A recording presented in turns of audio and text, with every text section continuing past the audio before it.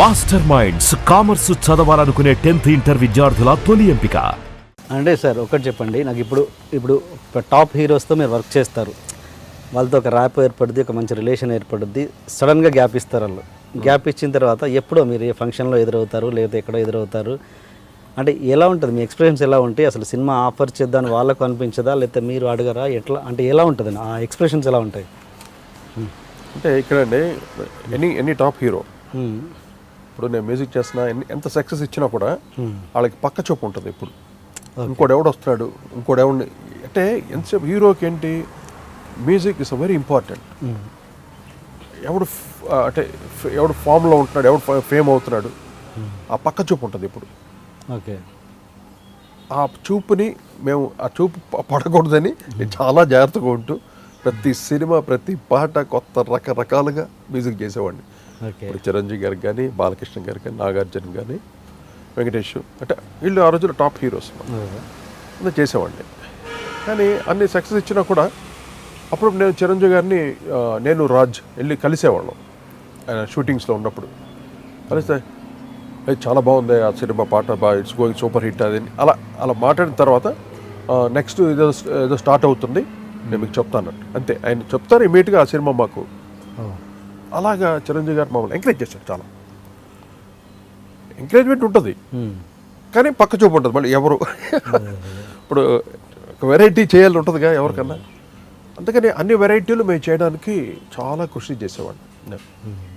అంటే మీకు అలాగే ఉంటుందిగా, వేరే ఇంకో డైరెక్టర్తో పక్క డైరెక్టర్ తోటి పనిచేయాలి, మనం పనిచేయని డైరెక్టర్తో పనిచేయాలి. నాకు మెయిన్గా ఏ డైరెక్టర్ పనిచేయాలి నా కోరిక ఎలా ఉండేది అంటే ఒక మణిరత్నం లాంటి వాడికి అంటే అటు మంచి టేస్ట్ ఉన్న, అంటే డిఫరెంట్ టేస్ట్, అంటే ఒక్కొక్క డైరెక్ట్గా ఒక టేస్ట్.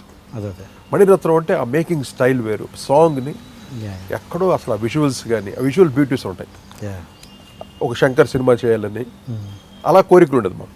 అంటే తెలుగులో మన అందరూ డైరెక్టర్ వర్క్ చేసిన కొన్న ఇది మన తెలుగు స్టైల్ అనేది ఎంటైర్లీ డిఫరెంట్ అంటాం. ఒక రకంగా కంప్లీట్ కాంప్రమైజ్ అయినట్టే మేము. అంటే మాకున్న నాలెడ్జ్కి, మాకున్న స్టైల్కి తెలుగు సినిమా మ్యూజిక్ టోటలీ ఒక కాంప్రమైజ్ అయ్యి చేసినట్టు, కంప్లీట్ ఒక సాక్రిఫైజేషన్. ఓకే, కేవలం సక్సెస్ చేయాలి ఆ హీరో. ఈ రోజుకి నాకు ఆడియన్స్కి వెళ్తే అదే పేరు నాకు. మా చిరంజీవి గారికి ఎంత బాగా కొట్టావు, మా బాలయ్య బాబుకి ఎంత బాగా కొట్టావు, మా నాగార్జునకి ఎంత బాగా కొట్టావు, ఇదే అందరూ ఫ్యాన్స్. అది చాలు నాకు. వీళ్ళు ఉండకపోయినా పర్వాలేదు, నాకు చిరంజీవికి ఉండకపోయినా పర్లేదు, ఎవరికి లేకపోయినా పర్లేదు, నా మీద ఎంత కష్టపడి చేశాను అట్లీస్ట్ ఆ గ్రాటిట్యూడ్స్ ఆడియన్స్లో ఉంది, అది చాలు నాకు. వాళ్ళ ఫ్యాన్స్లో ఉంది. అదే చిరంజీవి గారి సినిమా హిట్లర్ చేసినప్పుడు సేమ్ టైంలో మీరు పెద్దన్నయ్య చేశారు బాలకృష్ణ గారు. అవును, అప్పుడు ఫ్యాన్స్ నుంచి కొన్ని బెదిరింపులు వచ్చాయి చాలా. అసలు అంటే ఈయన క్వైట్ కామన్ అండి. ఆ రోజుల్లో ఉత్తరాలు రాసేవాళ్ళు. ఇప్పుడంతా ఎంత మీడియా ఎంత ఫాస్ట్ అయిపోయింది. ఉత్తరాలు ఏమని రాసేవాళ్ళు హీరోస్కి, రాజ్కోటి బాధేశారండి పాపం, నెక్స్ట్ సినిమా కూడా రాజ్కోటి చేయాలి. అది ఇదంతా ఏమవుతుందంటే వాళ్ళకి, ఏంట్రా మనం కదా హీరోలు సినిమాలకి, మన వల్ల కదా ఆడియన్స్, రాజ్కోటి వీళ్ళ పేర్లు ఊరికే రాసి అన్ని ఎవరికైనా ఉంటుందిగా ఫీలింగ్. అంత హై రేంజ్కి వెళ్ళేవాడిని నేను. దీంట్లో ఎటువంటి ఇది లేవు. అంటే మీతో ఏదో చెప్పను అంటే ఆ రోజు అంత స్టేట్ మా మ్యూజిక్ లెవెల్ అలా ఉండేది. ఎలాంటి బెదిరింపులు వచ్చాయి మీకు అప్పుడు? బెదిరింపులు అంటే ఇదే, మాకు మా హీరోకి బాగా కొట్టాలి నువ్వు, అంటే లేకపోతే నిన్ను కొడతామని కాదు, బాగా కొట్టాలంటే అంటే మా మీద నమ్మకం అండి.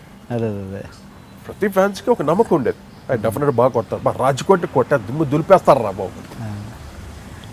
మీరు నిజంగా గ్రూపిజం అని అన్న మాట వాడారు కదా, గ్రూపిజం అని ఉంటే కనుక ఇప్పుడు సపోజ్ ఈ చిరంజీవి గారు చేసిన దానికి ఆయన చెప్తారుగా ఆ సినిమాకి చేయొద్దు అలా చెప్పాలిగా. అలాగే ఉండదు, అలా ఉండదు. ఇప్పుడు ఏంటంటే ఇక్కడ నేను చిరంజీవి గారి సినిమా సక్సెస్ ఇస్తేనే, సక్సెస్ హిట్ మ్యూజిక్ ఇస్తేనే నాకు బాలయ్య సినిమా ఇస్తాడు, వెంకటేష్ ఇస్తాడు, నాగార్జున ఇస్తాడు. అర్థమైందా?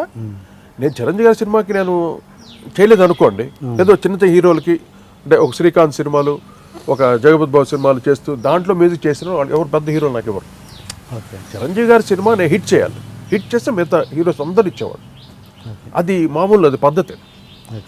Ultimate megastar. అందుకని ఆయన్ని దృష్టిలో పెట్టుకొని హిట్ మ్యూజిక్ చేసేవాళ్ళు. అంతేగాని మా ఒక రకంగా నేను చెప్పనా, ఆయనకి చేసిన ట్యూన్లే ఆ మిగిలిన ట్యూన్లే ఇలా పంచేవాడిని. అది కూడా జరిగేది. Okay okay. అలా చాలాసార్లు జరిగింది. అలా వీళ్ళకి చేసిన ట్యూన్లు ఈయనకి పెట్టేవాడిని, చిరంజీవి గారికి.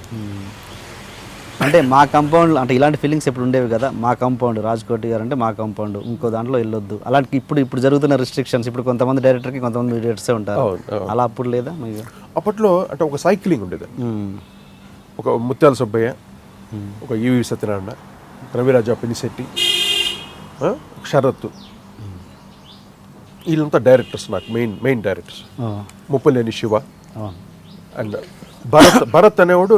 నేనంటే భక్తి ఒక నేనంటే అక్కడ పడిపోతాను అనమాట. అది వంశీకి ఇళయరాజా ఎలాగో నాకు భరత్ అలాగనమాట. నేనంటే అంత ఇష్టం నేనంటే తనకి. యంగ్ డైరెక్టర్, ఆ రోజు వచ్చిన న్యూ టాలెంట్ డైరెక్టర్. ఓకే.